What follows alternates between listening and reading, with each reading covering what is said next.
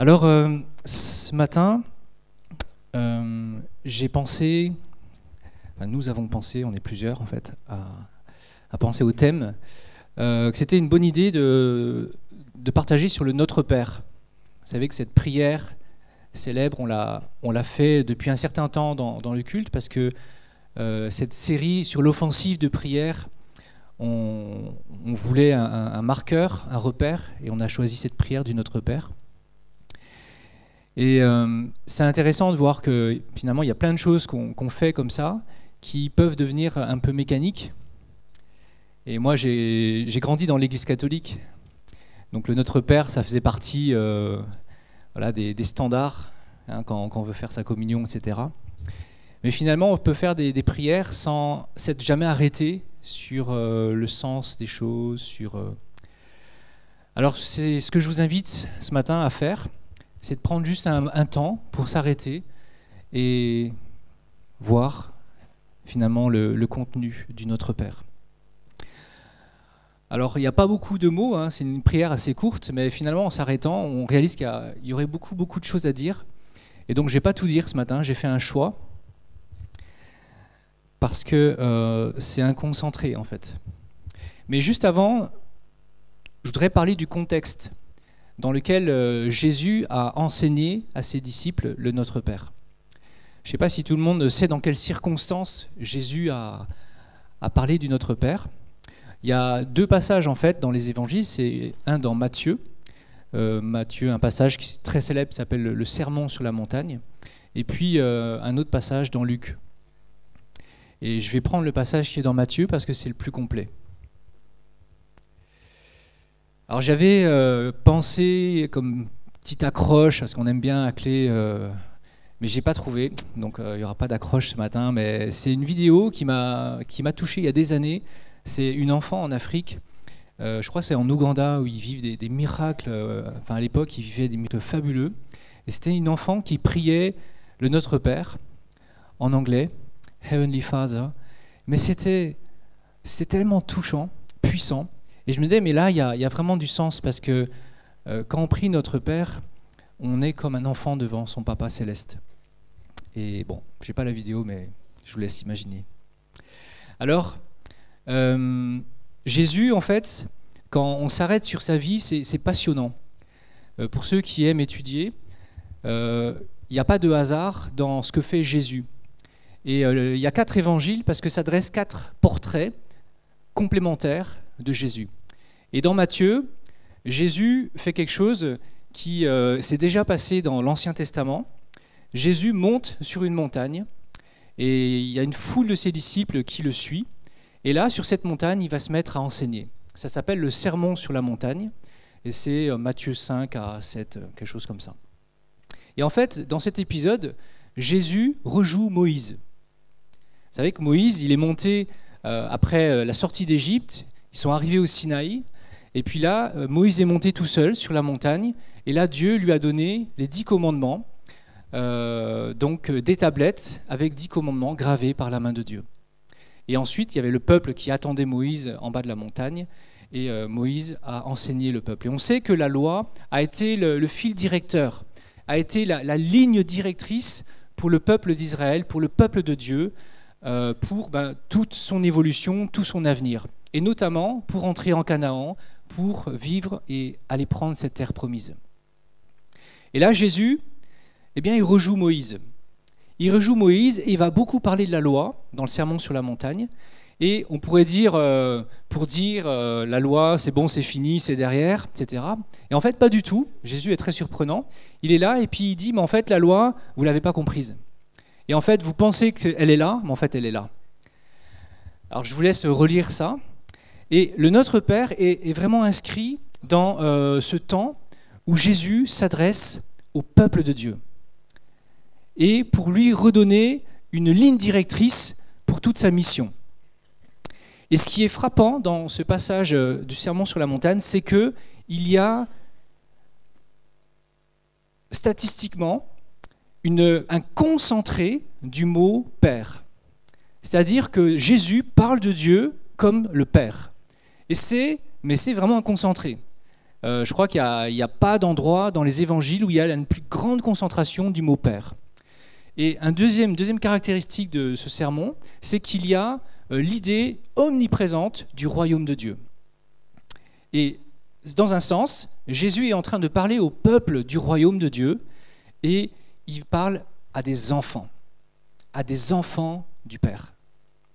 Donc vous voyez que depuis les Juifs qui, eux, avaient une connaissance de Dieu comme l'Éternel, comme Yahvé, avaient déjà une certaine connaissance de Dieu, il y a eu l'évolution avec Jésus.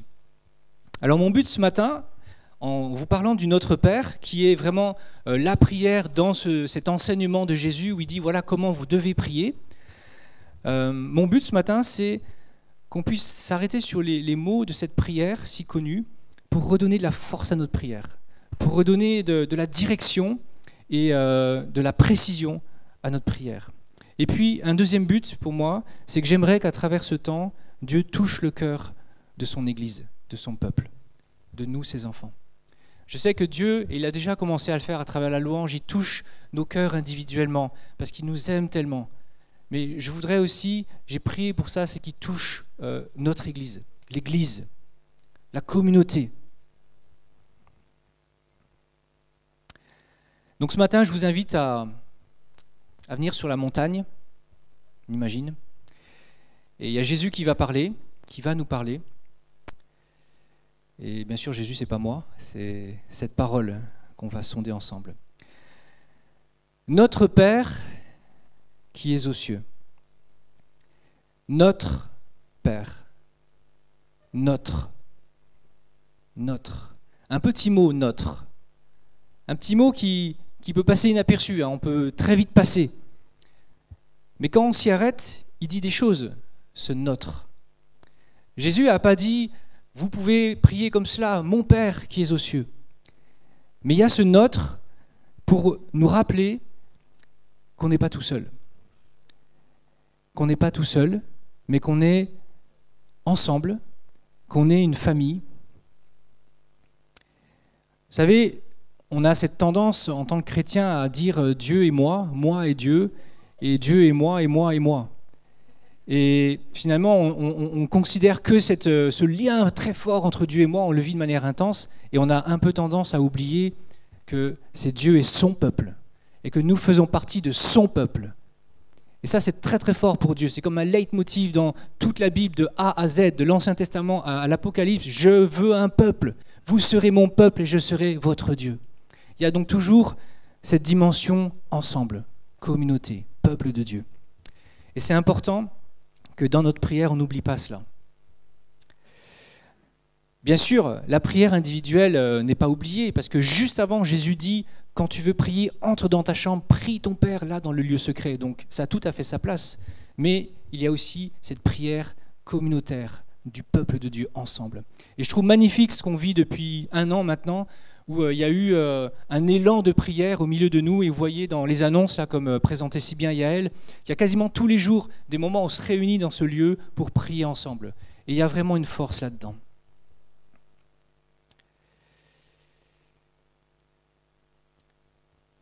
Quand on voit l'histoire de l'Église dans les Actes, on voit que ce ne sont pas juste des hommes qui avancent et qui font des percées. C'est l'Église qui avance. Et dans les Actes, ça se voit très fort.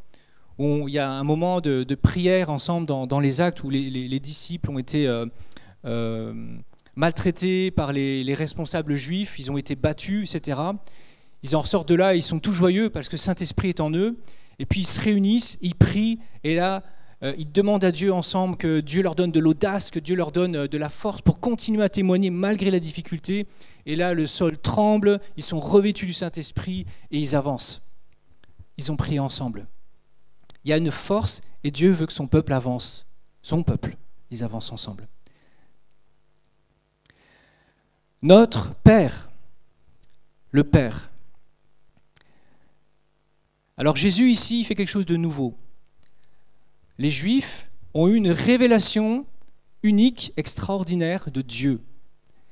Parce que Dieu leur a révélé son nom. C'est le Yod-Hé Vav-Hé, Yahweh. Jéhovah. Après, il y a tout un tas de traductions. Dans les Bibles protestantes, c'est l'Éternel. Mais c'est une révélation du nom. Dieu s'est révélé de manière très précise et particulière à son peuple.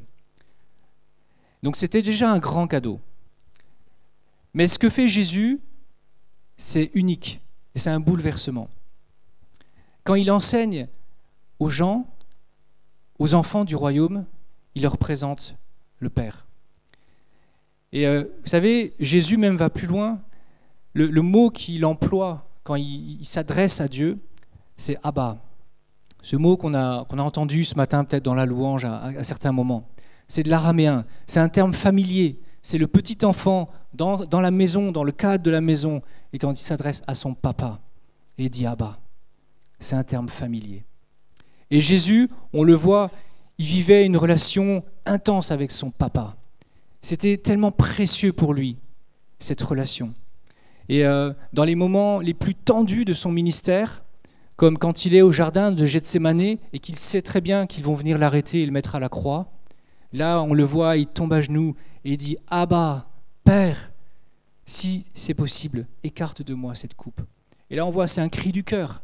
C'est quelque chose qui sort plus profond de lui. Et quand il s'adresse à Dieu dans une grande détresse, ce qui crie, ce qui sort de lui, c'est « Abba, Papa ».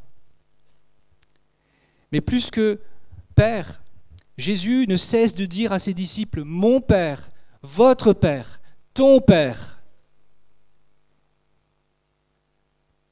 C'est comme s'il insistait pour nous dire « Prends-le, ce Père qui est le mien, il veut être le tien, prends-le ». Vous savez, Jésus il est venu sur terre pour tout perdre, pour tout donner. Même sa vie. C'est peut-être le seul qui est venu sur la terre, non pas pour vivre, mais pour mourir. C'est contradiction. Mais il est venu pour tout nous donner. Et ce qu'il nous donne de plus précieux, ce qu'il nous a donné de plus précieux, c'est son Père. Les Juifs n'osaient pas. Ils étaient scandalisés quand il disait qu'il prétendait être le Fils de Dieu. Scandalisés ils étaient. Et Jésus est venu pour nous donner son Père. La Bible dit, il nous a donné le pouvoir, l'autorité, en fait le mot c'est l'autorité, de devenir enfant de Dieu. Personne n'a jamais vu Dieu, mais Jésus, le Fils, qui vit dans l'intimité du Père, nous l'a révélé. Alors on voit là, dès le départ de cette prière, déjà 2 mots. Il y a déjà tant de choses qui sont dites en 2 mots, notre Père. On voit qu'il y a une contradiction absolue, il y a un non-sens, il y a une absurdité de réciter le Notre Père d'une manière mécanique, sans aucune émotion, d'une manière froide, d'une manière automatique comme une machine. C'est un non-sens. Et robot qui dit notre Père. Et je pense à ces moments tout simples où j'ai 2 enfants, j'ai 2 filles, et ces moments tout simples où quand j'ai pas vu mes filles à l'heure de la journée, moi je suis assez papa poule, mais simplement je les prends dans mes bras et je les serre. Et rien que là, il y a beaucoup. Et je crois que ce qui est dans le cœur de Dieu, c'est que quand on prie, on vienne vraiment comme ses enfants. On vienne avec ce cœur d'enfant. Et on vienne simplement se serrer dans ses bras. Rien que ça, il y a beaucoup déjà. Et c'est vrai que parfois, on peut être distant de Dieu. On sait, prier c'est bien, c'est une bonne chose, on désire prier, mais il y a quelque chose en nous d'un peu refroidi. Et on reste un peu à cette distance de Dieu. Parfois, c'est parce qu'on ne se sent pas digne, parce qu'on sait qu'on n'a pas fait tout ce qu'il fallait, et puis il y a ce nuage de petite culpabilité ou cette gêne qui est là. Mais aussi, c'est parce que parfois, on ne le connaît pas bien. Je me rappelle dans un groupe de jeunes, il y a quelques années maintenant, quand j'étais jeune à l'époque, il y avait une jeune fille, elle venait d'un contexte musulman, et elle vous voyait Dieu. Et on sentait toute cette distance qu'il y avait entre Dieu et elle. Alors, elle le respectait, elle avait l'honneur, mais ce vouvoiement montrait bien cette distance qu'il y avait. Cette distance, Dieu est patient et Dieu nous aime, il n'y a pas de souci avec cela. Mais cette distance, Dieu veut tout faire pour la diminuer, la diminuer, la diminuer.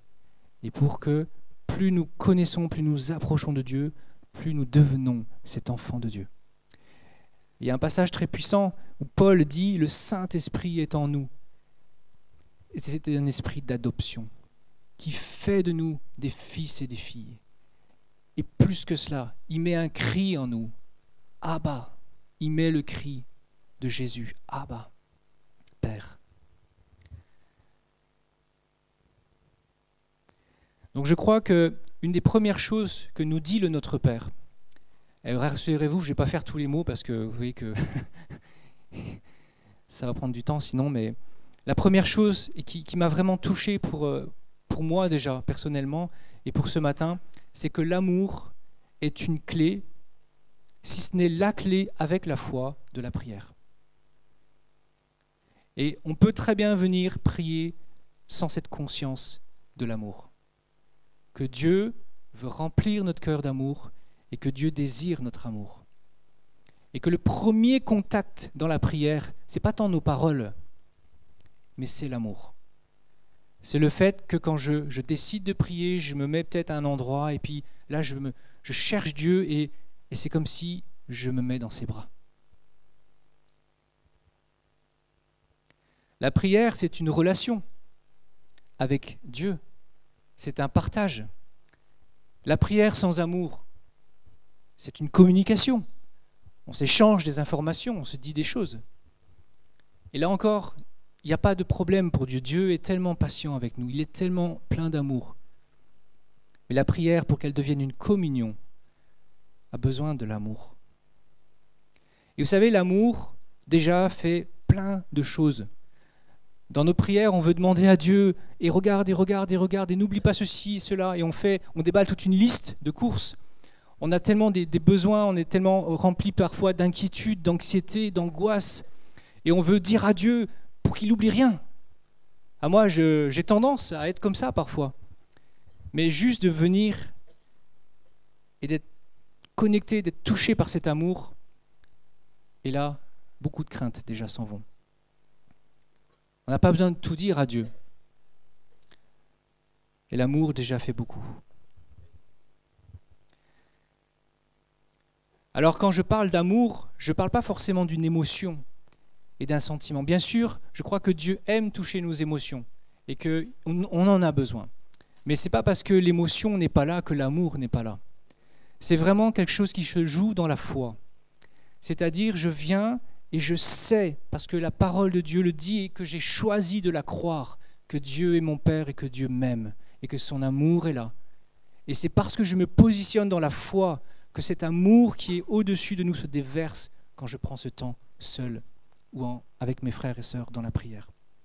C'est une réalité qui se déverse dans notre vie par la foi, qu'on peut activer par la foi. Et parfois, l'émotion, les sentiments sont là, ils sont touchés, bouleversés, remués par l'amour. Et parfois, non. Mais l'amour est là. Et je réalise que l'amour est vraiment une clé pour tout le reste de cette prière. Et notamment une clé pour comprendre, découvrir qui est Dieu. On peut rester sur une image de Dieu, un Dieu majestueux, un Dieu grand, un Dieu saint. Mais l'amour transforme cette vision de Dieu. Et on découvre le Papa, le Père. Et une fois qu'on a découvert ce Papa et ce Père, alors Dieu se révèle à nouveau comme ce Dieu grand et majestueux. Et vous voyez, les Juifs connaissaient le chemin inverse, ce Dieu grand et majestueux. Ils avaient une crainte, ils avaient une peur parfois. Mais Jésus nous permet de connaître Dieu comme notre Papa, et à partir de là, on connaît autrement le Dieu majestueux. Cette crainte qu'on peut ressentir en tant qu'enfant de Dieu, il n'y a plus de peur dans cette crainte, c'est juste un profond respect pour sa grandeur. Une crainte mêlée d'amour.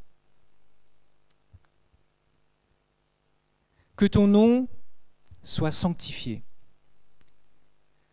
Alors c'est une formule un peu étrange, un peu mystérieuse, je trouve, que ton nom soit sanctifié.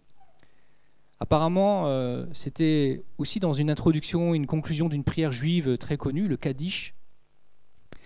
J'ai trouvé un texte qui explique un peu ça, c'est dans Ézéchiel 36, où il est dit, c'est Dieu qui parle à son peuple, « Je sanctifierai mon grand nom, qui a été profané parmi les nations, que vous avez profané au milieu d'elles. Et les nations sauront que je suis l'Éternel, dit le Seigneur, quand je serai sanctifié par vous sous ses yeux. » Ézéchiel 36, verset 23. « Je sanctifierai mon grand nom, et les nations sauront qui je suis. » Et à la lumière de ce verset, je comprends qu'en fait, que ton nom soit sanctifié, c'est la demande à Dieu de se révéler. Fais-nous connaître qui tu es. Et d'ailleurs, la Bible Tob, traduction œcuménique, traduit « Fais connaître à tous qui tu es ». Et là, on voit une logique en fait, où on s'approche de Dieu, où c'est l'amour qui nous touche, qui nous sert, et cet amour nous ouvre en nous tous les canaux pour mieux connaître Dieu. Et là, c'est la demande, Seigneur, je veux te connaître plus. Seigneur, j'ai faim de toi et je veux te connaître. Père, révèle-toi. Et vous voyez qu'il y a déjà un premier enseignement aussi intéressant, peut-être par rapport à notre pratique. Moi, quand je prie, souvent, je viens alors pour imager avec ma liste de courses. Et je fais une liste comme ça tous les jours, je note, et puis quand j'arrive devant Dieu, paf, je présente.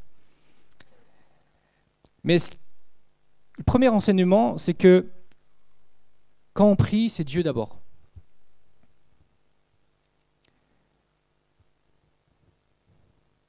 Et qu'en fait, la première chose que Jésus nous enseigne, c'est concentre-toi sur Dieu. Regarde-le. Et prier, c'est détacher notre regard de nous-mêmes, de notre situation, de ce qui nous tracasse, nous soucie, nous préoccupe, et fixer nos yeux sur Dieu. Et là, l'amour vient, la révélation de Dieu vient, et déjà, ça fait énormément de choses.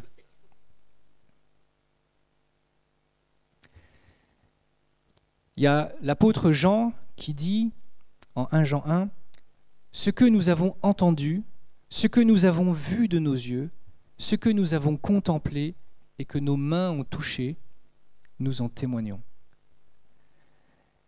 Jean était un apôtre qui a accompagné Jésus, un des 12.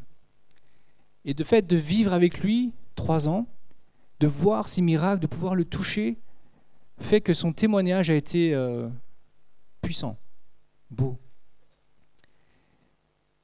Mais je crois que nous aussi, on peut voir Jésus, on peut l'entendre, on peut le contempler, on peut même le toucher de nos mains. Dans le sens que on peut vraiment le rencontrer à travers ces temps d'intimité avec Dieu, ces temps de prière. On peut vraiment le connaître. Et Pierre dit, vous l'aimez sans l'avoir vu. Sans le voir encore, vous croyez en lui et vous tressaillez d'une allégresse, d'une joie indicible et glorieuse. Pour montrer qu'il y a vraiment une rencontre authentique avec Dieu, même si on n'a pas fait partie des temps de Jésus. Mais il y a quelque chose qui vient. Notre intimité avec Dieu, je crois, nourrit et rend puissant notre témoignage. Et c'est ce Dieu que nous connaissons, c'est le fait de connaître intimement, personnellement Dieu, Jésus, notre Père et le Saint-Esprit qui fait que notre témoignage a une puissance.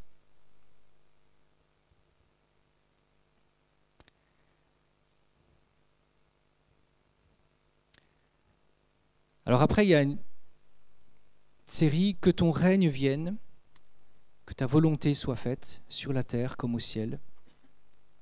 Donc là, on quitte Dieu, la personne de Dieu, et la prière s'oriente vers le règne de Dieu, sa volonté.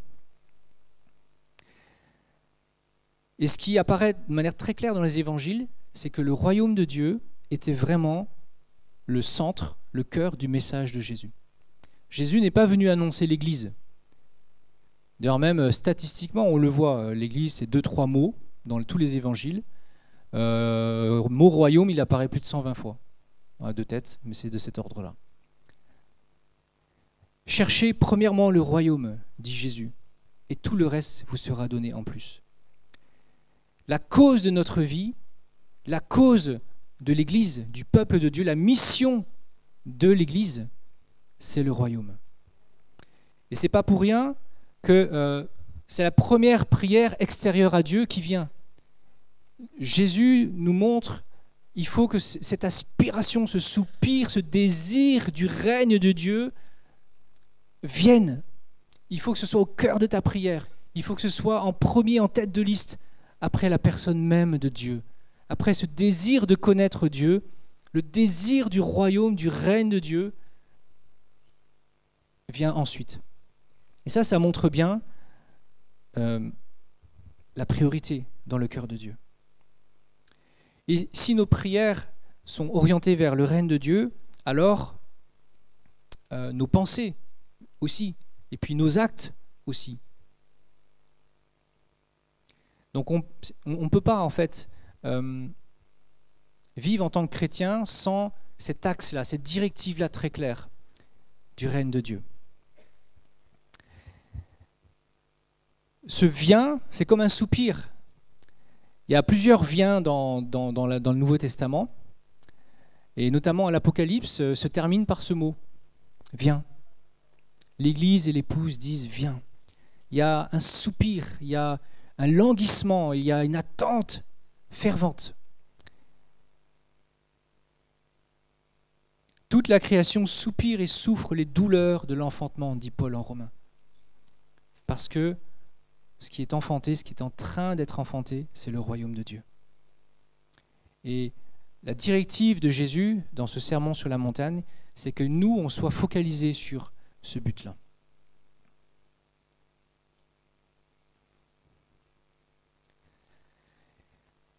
Ensuite, donc ça, ce sont, je dirais, les affaires du Père, de notre Père.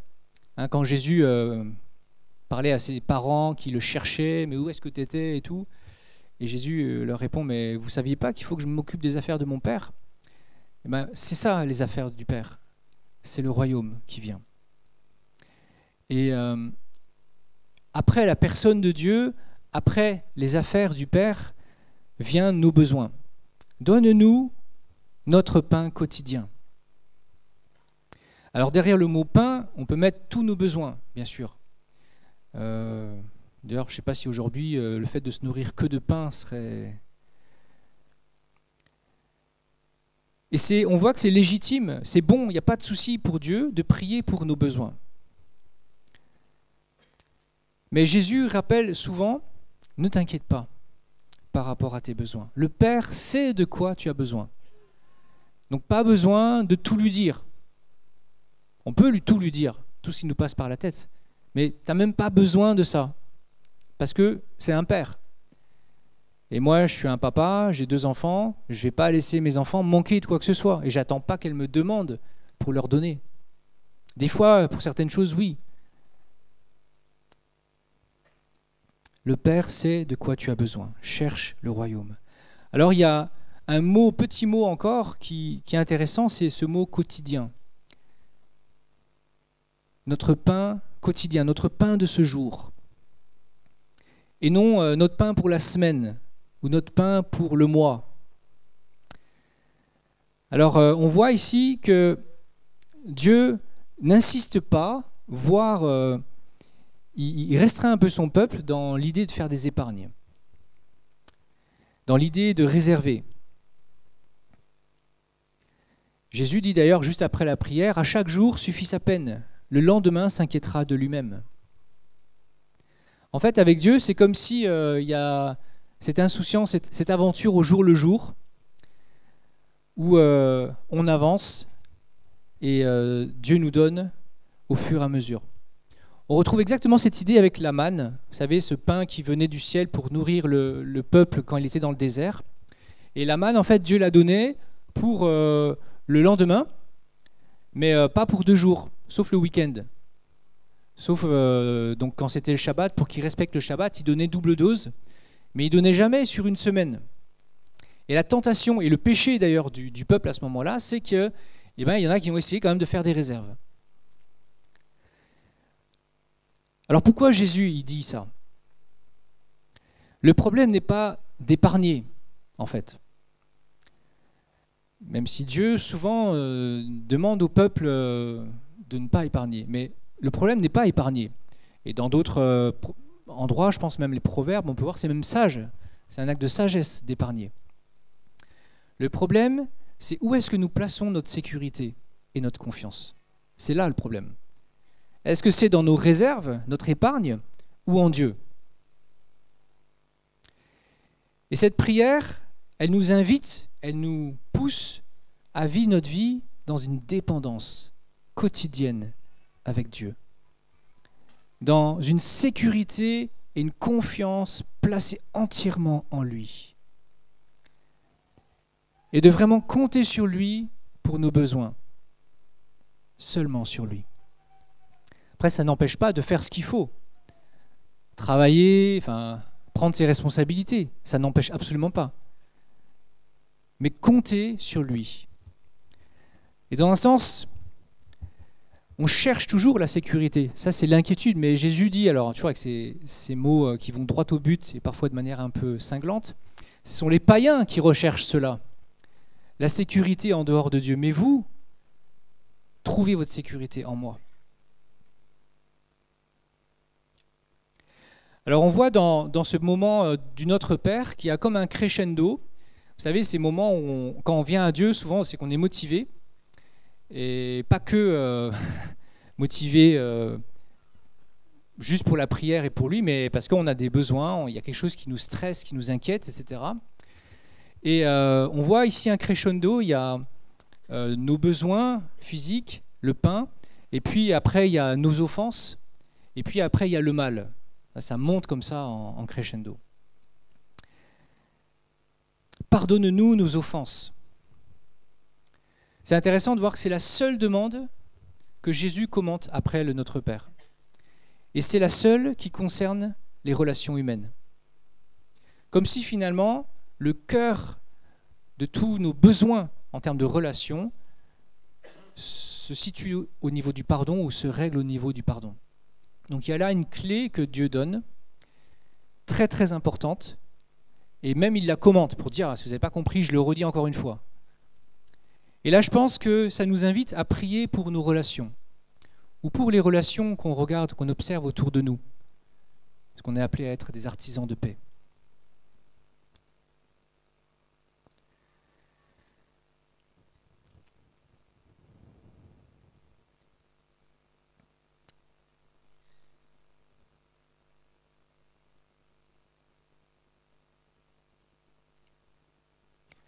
Délivre-nous du mal.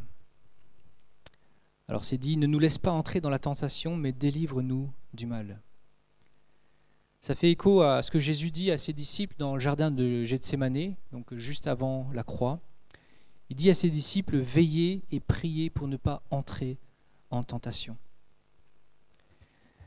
Dans cette prière aussi, Jésus nous avertit qu'il y a un combat, que nous sommes dans un combat, malgré nous, et que nous devons en être conscients et être responsables vis-à-vis de ce combat.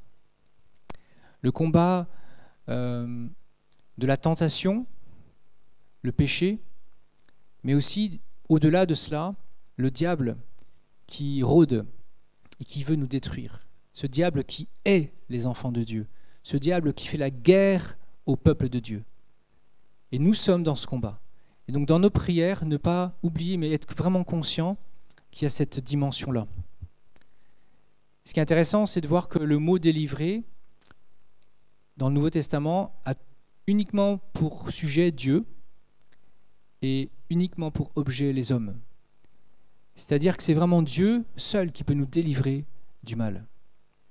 Et que c'est cette puissance d'en haut dont a besoin le peuple pour être gardé.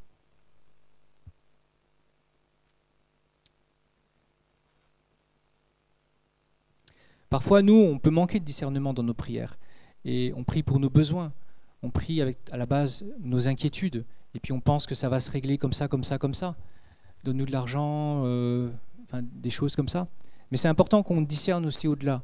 Et qu'on prie sur ces intentions mauvaises que le diable, les démons ont par rapport à notre vie. Ça demande du discernement, mais nous sommes responsables. Et c'est à toi qu'appartiennent dans tous les siècles le règne, la puissance et la gloire. Et ce qui est fort, c'est que cette prière qui commence par Dieu se termine avec Dieu. Et elle se termine dans une proclamation. Là, on dit ce que Dieu est, on dit ce que Dieu fait. On proclame des choses. Et le simple fait de les proclamer, c'est une puissance spirituelle. C'est une puissance dans l'esprit. C'est une puissance en face de ce mal et de ce diable et de ces esprits méchants qui nous font la guerre. C'est une puissance. C'est toi qui règnes, Seigneur. C'est toi qui as la victoire. C'est toi qui es ma lumière, etc. Donc on voit que la prière que propose Jésus à ses disciples. Alors bien sûr, le Notre Père est un condensé, le Notre Père c'est comme une trame, mais il donne les éléments essentiels. Et on voit dans l'ensemble, si je pouvais résumer cette prière du Notre Père, je dirais la première partie c'est « Viens au Père » et cherche-le pour lui. Cherche cette révélation de Dieu. Cherche à connaître ton Dieu. Finalement, notre premier élan quand on vient à Dieu, c'est pour lui. C'est pas tant pour nos besoins, mais pour lui, pour le connaître.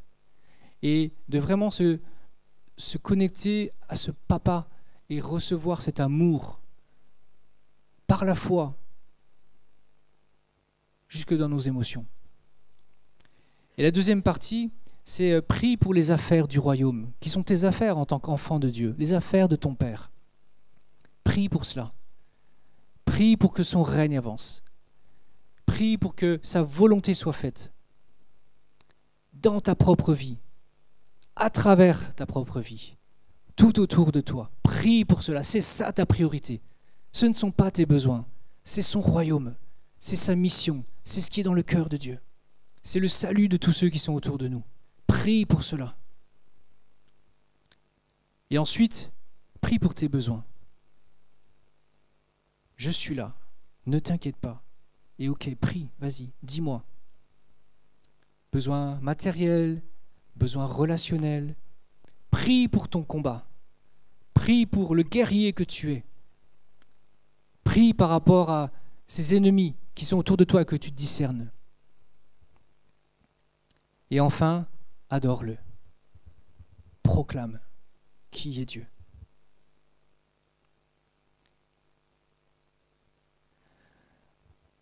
Alors je voudrais que cette prière nous inspire. Ces quelques mots que j'ai pu dire dessus puissent nous inspirer dans une autre profondeur quand on prie le Notre Père. Et je voudrais juste terminer en m'adressant à l'Église. Et Jésus a dit à son Église, Jésus disait à toutes ces personnes qui sont montées sur la montagne avec lui, « Ne crains pas, petit troupeau, car votre Père a trouvé bon de vous donner le royaume. » Et dans ce magnifique passage, on pourrait même faire une correspondance entre les 10 commandements. Il y a 8 béatitudes. Heureux ceux qui se reconnaissent spirituellement pauvres, car le royaume des cieux est à vous. Heureux ceux qui pleurent, car Dieu les consolera. Heureux ceux qui sont doux, car Dieu leur donnera la terre en héritage. Heureux ceux qui ont faim et soif de justice, car ils seront rassasiés. Heureux ceux qui témoignent de la bonté, car Dieu sera bon pour eux. Heureux ceux dont le cœur est pur, car ils verront Dieu. Heureux ceux qui répandent autour d'eux la paix, car Dieu les reconnaîtra pour ses fils. Heureux ceux qui sont opprimés pour la justice, car le royaume des cieux leur appartient. C'est nous, c'est son peuple. c'est ce que Dieu veut mettre dans notre vie. Alors pour résumer, je pense, j'avais juste une pensée, c'est pour ce matin en particulier, je voudrais vraiment nous encourager à mettre l'amour au centre de notre prière. Je crois que tout est là, tout démarre là, c'est vraiment la clé qui permet à tout le reste de devenir encore plus puissant, plus efficace. L'amour de notre Père au centre de notre prière. Soyez bénis.